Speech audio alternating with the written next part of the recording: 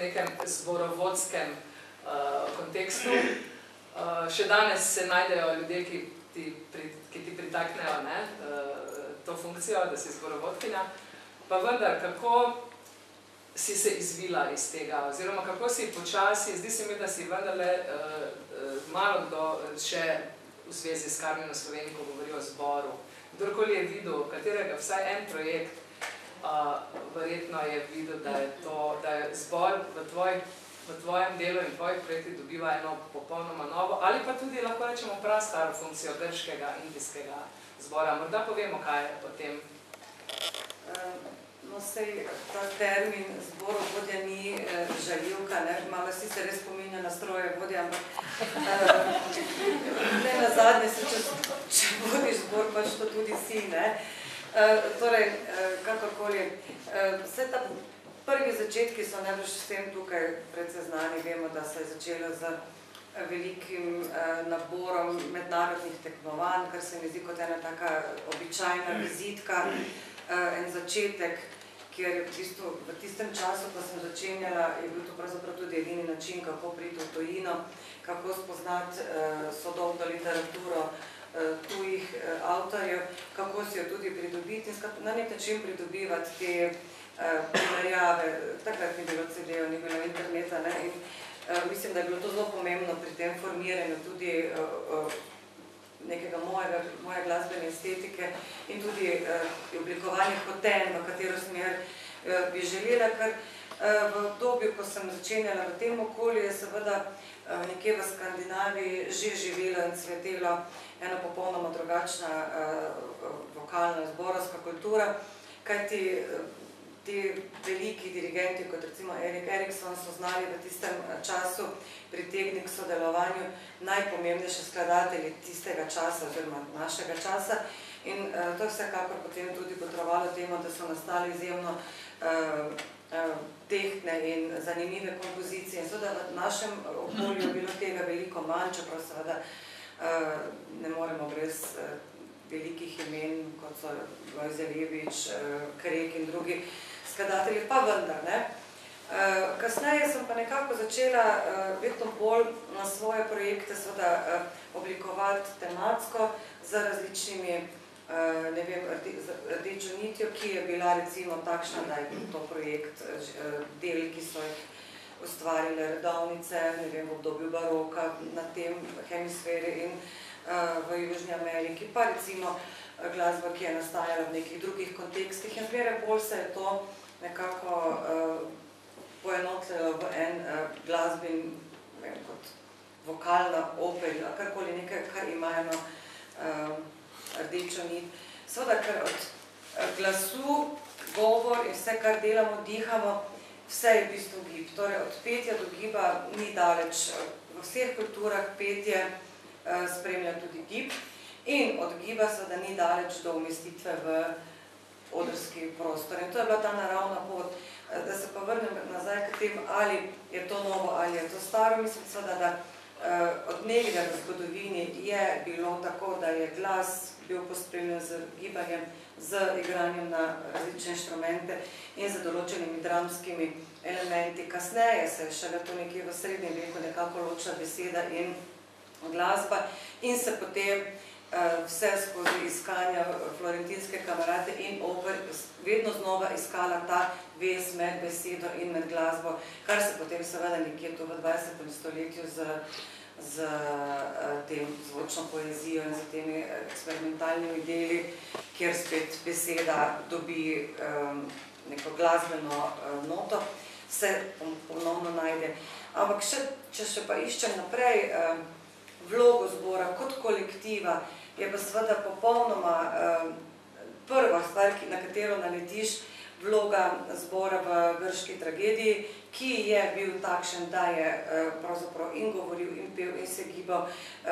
Takrat ni bilo to najbolj, tako vse govorijo razni zapisi, to ni bilo ločeno. Mene je zmeraj zanimala ta ideja individuuma in kolektiva, kako se v bistvu zbor lahko postavi kot eno in kako lahko on komentira situacije po tem vzoru, pač kot je korus v grški tragediji in sem potem iz tega dalje seveda še razvijala cel ta koncept koregije, ki je potem to, kar dan danes, dokot smo prišli v tej evoluciji.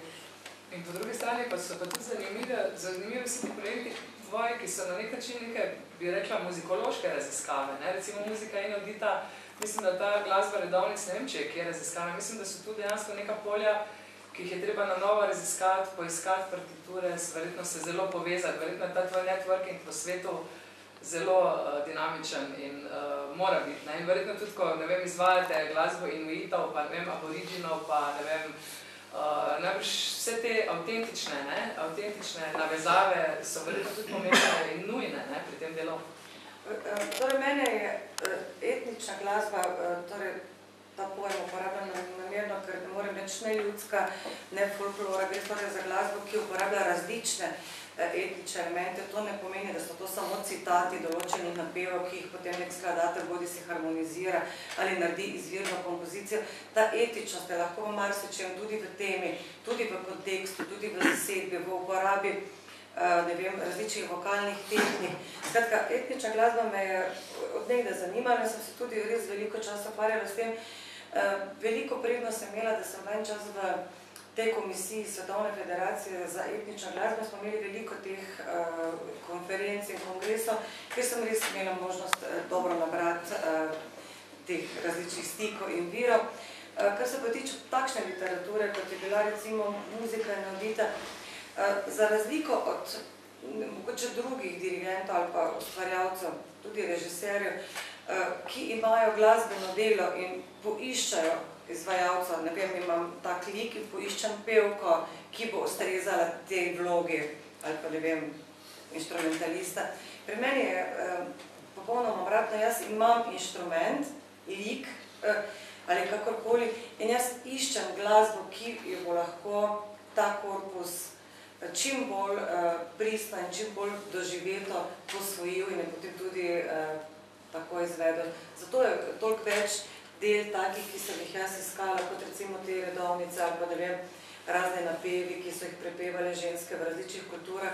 Zmeraj izhajam iz tega, da imam ansambl in na njega iščem repertoar in ne obratno, če sem malo pojasnila. Gospod Kravic, pri vas je tudi velika skrb oziroma skozi vse vaše delovanje je čutiti, zlasti pa v tem zadnjem velikem projektu, s katerim ste tudi inaugurirali Evropsko prestolnico kulture z črnimi maskami, v katere ste vložili, ste sami nekaj slikovito rekli, da je to bila ena gradnja gasilskega doma, skoraj da, sem nekaj prebrala, tako na tisoče ur, več let. In ta neka, res ta izjemen entuziazem, vaš, do te partiture, ki je tudi vse... Jaz sem smatralo to enostavno za moje dolžnost. Da to naredim, jaz sem to delal 8 let. 8 let, 3200 ur sem doma. Ker so mi rekli, da pa že moram ure pisati, se nimam kje porabljati, ampak napišel sem si jih pa. Dali ste to partituro tudi prevest, ne? Veste, Olofo, ne? Ja, z neko mislijo na... Z mislijo, da so Sloveni dva teatra, v Nemčiji je na nemško-novejšem prostoru 60, pa že vse so odigrali. In da bi, to je bila špekulacija čista, da bi evidentno bila kakšna prilika, da se ta opera pojavila tudi izven slovenskega prostora, na kar sem dal to prevest Klausu Dietrichu Olofu, ki zelo dobro slovensko govori, on je Nemci sicer, ne. Ampak ko sem dobil prevod, sem rabil pol leta, da sem ga prevedel. Da sem ga namreč, eno je prevod, drugo je pa predstavljanje teksta in seveda sem moral paziti. Moče pa je krivo, prostite, Josip Vidmar, ki je to tako Josip Vidmar je naredil slab prevod. Tega Andrejeva prevedel, je to mnogo zelo slaba slovenščina to, ne? Zelo slaba slovenščina in mu je dr. Prijatelj, mu je titko napisal. In je rekel, da priporoča avtorju, da preden se loti prevoda z nekega jezika, da se tega jezika tudi nauči. To je bil cajtnik, to je bila kritika. In prevod je tako na vogale izjemno, rekel, ne teče. In tako da namreč potem se dal prevod narediti, je bilo treba pač na teksti da nekak prislonc in sem moral enostavno iskati besede, ki so imele na točno določen zelo akcent, ki so sintaktično spadale in to je bil velik del. No, in jaz sem to ponovadi delal na tudi zvečer pri 7, ko moram nekaj igrati, ko ne sme več klavir igrati. In najprej sem si dal pozad svina zraven, pa ni šlo. Ne, sploh ne. Pač pa sem, potem sem pa moral že špricem je bilo pa ker to ni toliko alkohola, ampak nenadoma se ti sprosti fantazija in jaz sem imel Bedeutungswörterbuch, Synonimwörterbuch, navadno slovar in pa sem iskal besede in iskal pač, včasih je bilo treba narediti smislen prevod, včasih je dal narediti dobeseden prevod, no in tako naprej. Ampak potem, ko sem to naredil, sem šel k Detlefu Olofu in on mi je moral za vsak stavk dati svoj placek, ker je on prevajal, nisem jaz prevajal. Tako da so potem nekako to strašnih ur, 40 ur smo pravila samo za preberjanje zadnjega teksta. Kot primer sem. Je pa vsa zgodba okoli, vsa ta mitologija okoli, ki se napleta okoli črnih mask že od tistega leta 29, je vredna kriminalke, mislim, da vem, strašne, gledam Kotliča, ker mogoče se bo tega, kdaj je to naš pisatelj. Ampak resnično, mislim, ko ste se vi prvič, pod vseh teh zgodbah z Padovo, pa z Poličevo, pa z Nanutovo, v kateri so... Z Nanutovo sem se nič hvaliti. Vem, da so mnogi instrumentalisti, so se režali, kako so kar manjkali celi pasusi, pa kak so, ne vem, parti bili pomešani. Ne, parti pomešani, stavno, da igrali so v napačnih ključih. Napačnih ključih se igrali, ampak so rekli, to je moderno. Pa iztrgani so bili listi iz partitura? Točno 50 listov. 100 strani bilo strganih, ampak to je verjetno naredil Polič ali pa sam Kogoj. Namreč, Kogoj kakšnih izkušenj z komponiranjem takrat ni imel in ko se je spravil, tako je napisal 80 strani. Praktično njegov več manj opus 1 se ni bil, ampak po teh svojih medijskih zbojih in manjših svojih. Prva velika stvar so bile te črne maske in jim benga libreta. On je vzel cel tekst. In če sem malo tako rekel, če pretiravam, zlobno pretiravam, da je skomponiral tudi oklepaj odide levo. Skratka, vse. In libreto, razlika med dramskim tekstom in libretom je v tem, da muzika ogromno, predvsem psihičnih situacij lahko sama predstavi in pričara. V drame pač treba vse povedati. In tako je že Polič je po mojem genialno naredil. Tekst je pleonastičen, ogromno ga je. In je verjetno skupaj z Kogojem tak tekst skrajšal, pričemer ni enostavno sam tekst, ne more se samo tekst, da more tudi glasno nekaj skupaj spadati. In kar je Kogoj nova stična mesta skomponiral. No in to je bila prva.